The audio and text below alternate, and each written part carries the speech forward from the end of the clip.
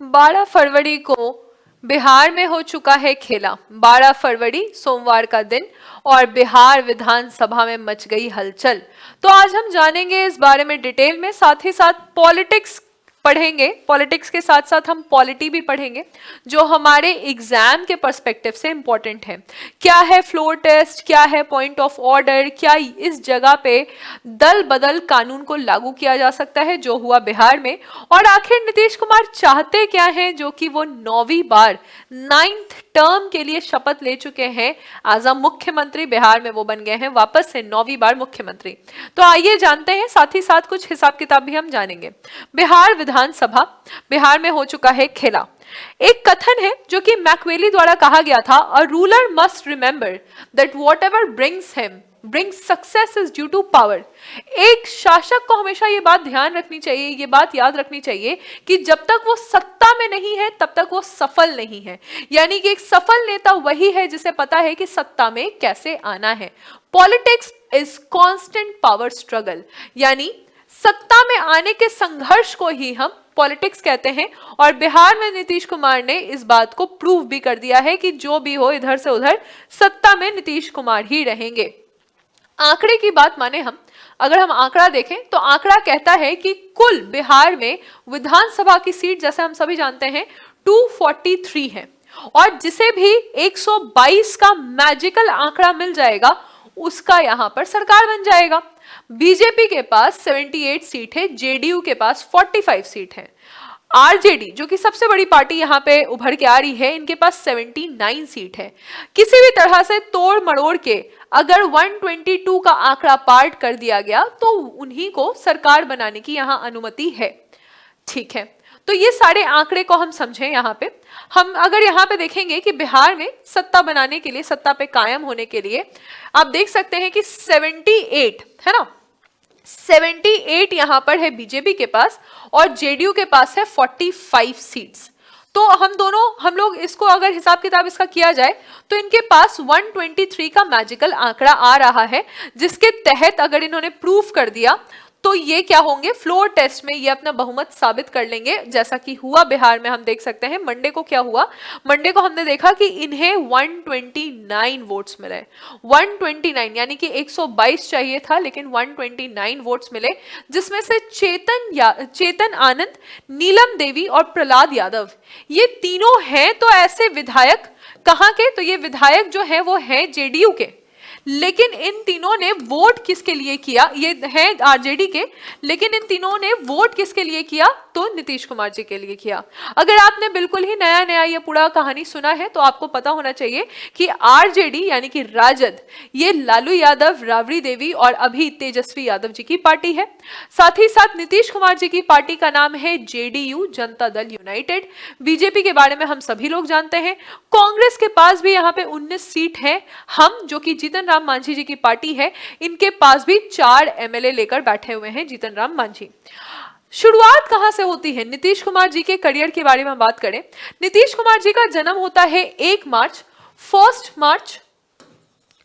1951 इनका जन्म होता है। ये बिहार के अभी तो 22वें सीएम है। 9 बार इन्होंने शपथ लिया है, लेकिन इनका करियर किस पार्टी से स्टार्ट हुआ? सबसे पहले हम इस बात को समझेंगे कि 1994 में नीतीश कुमार जी ने जॉर्ज फर्नांडिस के साथ मिलकर 1994 में नीतीश कुमार जी ने जॉर्ज फर्नांडिस के साथ मिलकर समता पार्टी बनाई थी। समता पार्टी जो है ये पार्टी बनी और ये जनता पार्टी का ही एक ऑफशूट था, यानी जनता पार्टी जो है वो इसकी हो गई पेरेंट पार्टी और समता पार्टी यहाँ पे बनाई गई थी। 1996 में समता पार्टी ने अपना जो सपोर्ट है वो एनडीए सरकार को दिया, यानी कि ये तब से ये चल रहा है, ये कोई नया बात नहीं है। ये अपना सपोर्ट किसको देते हैं? ये एनडीए को देते हैं 1996 में। और उसी समय अटल बिहारी वाजपेयी जी ने नीतीश कुमार को केंद्रीय मंत्री का भी पोस्ट दिया। तो 1996 से ये स्टोरी चलती आ रही है। उसके बाद क्या हुआ? उसके बाद धीरे धीरे ये जैसे होता है तो 2003 में यहाँ पे कोलिजन गवर्नमेंट बनता है। 2003 में ये लोग आते हैं, मिलते हैं सारे लोग, और यहाँ कोलिजन सरकार बनती है, लेकिन फिर धीरे धीरे फॉर्मेशन होता है, धीरे धीरे फॉर्मेशन होता है 2005 के आसपास। किस पार्टी का? तो वही पार्टी है आपकी जनता दल यूनाइटेड। जनता दल यूनाइटेड का मेन एजेंडा, इसको बनाने का मेन एजेंडा ही ये था कि ये लालू यादव के खिलाफ ये पार्टी बनाई गई थी। लालू यादव की पार्टी जो आरजेडी है, उसके खिलाफ ये पार्टी को फॉर्म किया गया था। बिहार ने ऑलरेडी लालू यादव के समय में एक कुशासन देखा था, करप्शन देखा था, मारपीट देखा था, लोगों को अगवा करा लिया गया था, उनका अपहरण करा लिया जाता था, अपहरण के बाद उन पे फिर रैंसम अमाउंट्स मांगे जाते थे, रेप, मर्डर, इस तरह के क्राइम्स बिहार में बहुत ज्यादा फैल गए थे, साथ ही साथ करप्शन बवाल पे था। इस कारण से 2005 में नीतीश कुमार जी का कहना है कि 2005 में जनता दल यूनाइटेड को फॉर्म किया गया और बहुत ही अच्छे मार्जिन से जनता दल यूनाइटेड जो है वो 2005 का चुनाव जीतती है। और इनको समर्थन किसका मिला? जनता दल यूनाइटेड को एनडीए यानी कि बीजेपी का समर्थन मिला। ठीक है, तो ये एनडीए के साथ ऐसे भी थी और इनको बीजेपी का समर्थन मिलता है, यानी कि ये इनके नेचुरल पार्टनर्स हैं, हमेशा से ये एनडीए इनके साथ रही है। सब कुछ बेहतर चल रहा था। फिर क्या होता है कि 2013 के आसपास, ये पूरा टेन्योर चल रहा है, 2013 के आसपास एनडीए स्ट्रॉन्ग होना शुरू हो जाती है। एनडीए जो है वो स्ट्रॉन्ग होना शुरू हो जाती है। और क्योंकि कांग्रेस पर भी जो सेम चीज है, कांग्रेस पर भी 2G घोटाला, कोलगेट घोटाला, इस तरह के काफी आरोप लगे हुए थे, तो ये माना जा रहा था कि मोदी लहर, ये माना जा रहा था कि 2014 के चुनाव में, ये जो लोकसभा चुनाव है, ठीक है, लोकसभा चुनाव है, 14 के चुनाव में एनडीए जीत जाएगी। और 2013 में एनडीए को क्या चाहिए था? चुनाव के एक साल पहले एनडीए को एक फेस चाहिए था, एक चेहरा चाहिए था, एक फेस। किस चीज के लिए? प्राइम मिनिस्टर फेस, है ना, कि प्राइम मिनिस्टर ये किनको बनाएंगे। एनडीए ने चुना नरेंद्र मोदी जी को। नीतीश कुमार का कहना था कि जब नरेंद्र मोदी जी जो हैं वो गुजरात के सीएम हैं और नीतीश कुमार बिहार के सीएम हैं, तो क्यों नहीं नीतीश कुमार की आकांक्षा थी कि वो बने प्रधानमंत्री का चेहरा, जिसके कारण यहाँ पे इनका कुछ कंट्रोवर्सी होता है, कुछ वाद विवाद होते हैं। और इन्होंने 2013 में क्या किया कि इन्होंने एनडीए फैक्शन छोड़ दिया, एनडीए को इन्होंने हटा दिया और उसके बाद ये जाकर मिल गए जेडीयू और आरजेडी। समझ रहे हैं आप? ये जो पार्टी इसके खिलाफ बनी है उसी के साथ ये मिल गए। क्यों? क्योंकि ये चाहते थे कि प्रधानमंत्री बन जाएं, राइट, ये चाहते थे कि प्रधानमंत्री बन जाए। फिर क्या होता है? 2014 में यहाँ पे इलेक्शंस होते हैं। मोदी लहर में कोई नहीं टिक पाया और मोदी लहर में सारे लोग जो हैं वो इधर उधर बिखर गए। जब 2014 में लोकसभा का इलेक्शन होता है तो जेडीयू को बहुत कम सीट मिलता है, बहुत ही खराब इनका परफॉर्मेंस होता है। और Nitish Kumar ji as a leader ये वो पूरा उत्तरदायित्व में आप पे लेते हैं। वो बोलते हैं कि मैं आंसरेबल हूं और इस कारण से इन्होंने अध्यक्ष पद से इस्तीफा दे दिया, क्योंकि जेडीयू का भविष्य इनके हाथ में था। इन्होंने कहा कि नहीं, मैं सीएम नहीं रहूंगा। और जीतन राम मांझी जी को यहाँ पे, जो हम पार्टी उन्होंने बाद में बनाई, जीतन राम मांझी जी को यहाँ पे सीएम बनाया जाता है। ये टेन्योर चलता है। लेकिन फिर 2015 में फिर से चुनाव होते हैं और 2015 में महागठबंधन बनाया जाता है, जो कि जेडीयू और आरजेडी का ये महागठबंधन रहता है। ठीक है, तो आरजेडी और जेडीयू का महागठबंधन ये बनाया जाता है। जब ये महागठबंधन बनाया जाता है, महागठबंधन ने अच्छा परफॉर्म किया था 2015 के इस चुनाव में। ठीक है, लेकिन फिर क्या होता है कि महागठबंधन इस तरह से चलती रहती है। 2017 में नीतीश कुमार जी का कहना था कि आरजेडी अपने काम से बाज नहीं आ रही है और इन्होंने क्या किया, इन्होंने कहा कि ये अलायंस को ये ब्रेक करना चाहते हैं, ये तोड़ना चाहते हैं इस अलायंस को। क्यों? इन्होंने कहा कि करप्शन के कारण, कि नीतीश कुमार जी इतने अच्छे सीएम हैं कि ये करप्शन नहीं देख सकते हैं और आरजेडी जो है वो करप्ट है। इस कारण से 2017 में नीतीश कुमार जी फिर से एनडीए के साथ जाकर मिल जाते हैं। फिर क्या था? फिर ये अलायंस चला 2020 तक। 2020 में क्या होता है कि 2020 में फिर से चुनाव होने लगते हैं। आप समझ रहे हैं कि लोकसभा का चुनाव का जो पैटर्न है वो 2014, 2019, 2024 ये वाला पैटर्न है। बिहार में है 2005, 2010, 2015, 2020, 2025 अभी चुनाव होने वाले हैं, है ना। तो ये पैटर्न बिहार का ये साइकिल है। तो अब ये क्या करते हैं 2020 में जाकर ये फिर से किसके साथ मिले हुए हैं, तो ये जो है वो एनडीए और जेडीयू के साथ मिले हुए हैं। एनडीए और जेडीयू जो है साथ में मिलकर चुनाव लड़ते हैं और एनडीए की सीट पे यानी कि बीजेपी की सीट पे जो सीटों का बंटवारा होता है, तो बीजेपी की सीट पे जेडीयू को टिकट मिलता है और जेडीयू एक अच्छे नंबर के साथ वापस आते हैं। जेडीयू एक अच्छे नंबर के साथ वापस आते हैं। फिर क्या हुआ, फिर 2022 का साल आता है। 2022 में अब जो विपक्ष है वो स्ट्रांग होना शुरू हुआ और विपक्ष ने इंडिया अलायंस बनाया। विपक्ष ने इंडिया अलायंस बनाया और नीतीश कुमार जी को ऐसा लगा, ऐसा अनुमान हुआ कि इंडिया अलायंस जो है वो स्ट्रांग होते जाएगा। कहा जाता है कि नीतीश कुमार जी को हवा पता चल जाता है कि हवा किस ओर है, तो इन्होंने रुख कर क्या कर लिया कि इंडिया अलायंस के साथ ये जाकर मिल जाते हैं और इनको ऐसा लगता है कि इनको भी चाहिए face of PM, PM face इन्हें चाहिए और नीतीश कुमार जी अपने आप को यहाँ पे पोर्ट्रे करते हैं। लेकिन फिर जब बीजेपी ने अपना कार्यालय में बहुत सारे काम किए, राम मंदिर बना है, आर्टिकल नंबर 370 हटा है, ट्रिपल तलाक हटा है, तो ये कोई भी बच्चा कह देगा कि 2024 में वापस से बीजेपी जो है वो आने वाली है, ऐसा लग रहा है, क्योंकि विपक्ष बहुत ज्यादा स्ट्रांग नहीं है। बिहार हो या इंडिया हो, बात एक ही होती है, हम किसे चुनते हैं, हम किसे वोट देते हैं, इसलिए नहीं क्योंकि उसका काम अच्छा है, हम वोट उसे देते हैं क्योंकि जो उसका ऑल्टरनेट है, जो दूसरी पार्टी है, वो उससे भी खराब है ना।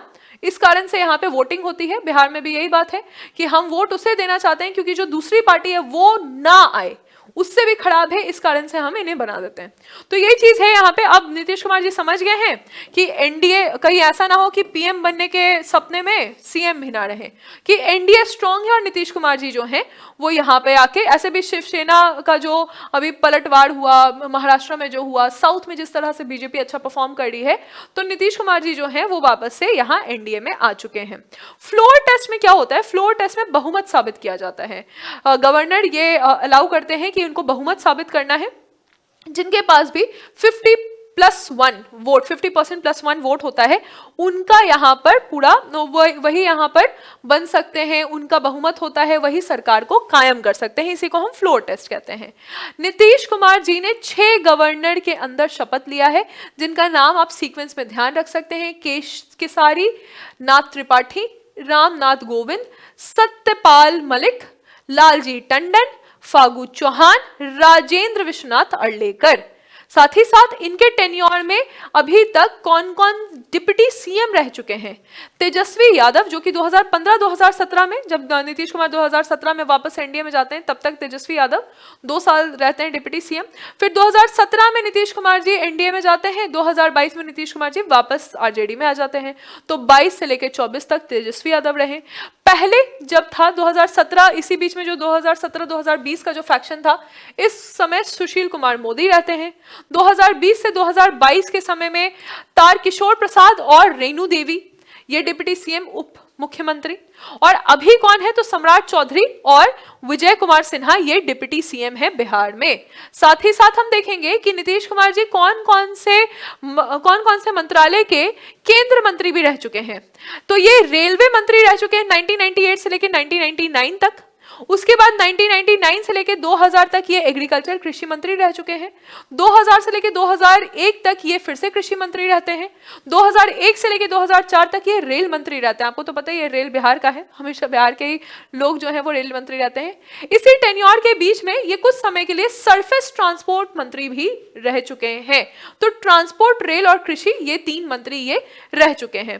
तो हमने बिहार का हिसाब किताब जाना। इसी बीच में आप एक और चीज जान लें कि एंटी डिफेक्शन लॉ यानी कि दल बदल कानून, कोई भी मेंबर जाकर दूसरे के साथ बैठ जाए, जैसे यहाँ पे क्या हुआ, बिहार में ये विधानसभा अगर है, विधानसभा में यहाँ पे आप देख सकते हैं स्पीकर हैं, तो स्पीकर यहाँ आप देख रहे हैं इनको, स्पीकर के साथ यहाँ पे राइट साइड जिनकी सरकार होती है, जो लीडिंग पार्टी होती है, वो बैठती है, और लेफ्ट साइड कौन बैठते हैं? ऑपोजिशन के मेंबर बैठते हैं।